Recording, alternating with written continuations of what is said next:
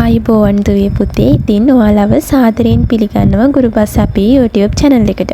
අපේ දුවලා පුතාලා මේ වෙද්දි දන්නවා අපි හැම මාසයකටම යෙදিলা තියෙන පොහොය දිනයේ තියෙන වැදගත්කම ගැන කතා කරන වීඩියෝ එකක් අපි ඔයාලට අපේ channel එක හරහා අරගෙන එනවා. ඉතින් අදත් මේ අරගෙන ඇවිල්ලා තියෙන්නේ අදට යෙදිලා තියෙන මැදින් පොහොයේ වැදගත්කම වීඩියෝ එක. ඉතින් පුතේ පසුගිය මාසවලට අදාළ එක් පොහොයන්ගේ වැදගත්කම ගැන අපි කතා කරපු වීඩියෝස් පහළ ඩිස්ක්‍රිප්ෂන් බොක්ස් එකේ මම දාලා තියන්නම්. ඒක බලපු නැති කෙනෙක් ඉන්නවා නම් ඔයාලට පුළුවන් ගිහිල්ලා බලන්න.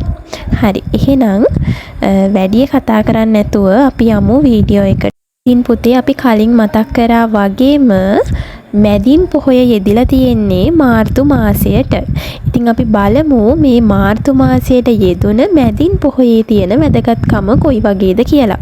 මුලින්ම කියන්න ඕනේ පුතේ බුදුරජාණන් වහන්සේ බුද්ධත්වයෙන් පසු පළමු වරට කිඹුල්වත් පුරයට වැඩම කිරීම සිද්ධ වන්නේ අද වගේ මැදින් පොහොය දිනයකදී. ඉතින් පුතේ මෙතනදී තව දෙයක් මතක් කරන්න ඕනේ.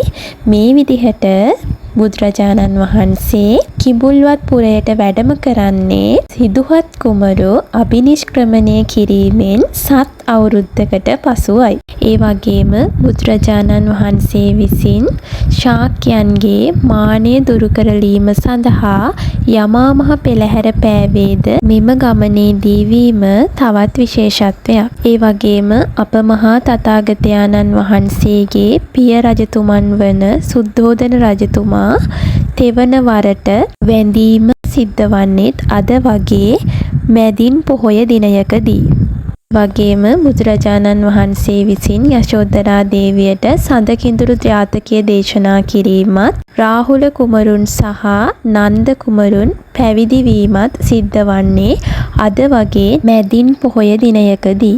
ඒ වගේම මේ කුමාරවරුන්ගේ පැවිදි වීමත් සමග සුද්ධෝදන රජතුමා විසින් දෙමව්පියන්ගේ අවසරයකින් තොරව කුල දරුවන් පැවිදි නොකරන ලෙස බුදුරජාණන් වහන්සේගෙන් ඉල්ලා සිටින්නේත් අද වගේ මැදින් පොහොය දිනයකදී. ඉතින් පුතේ අපි හිතනවා ඔයාලා මේ වීඩියෝ එකෙන් අද දිනේට යෙදිලා තියෙන මැදින් පොහොය ගැන හොඳ අවබෝධයක් ලබන්න ඇති කියලා.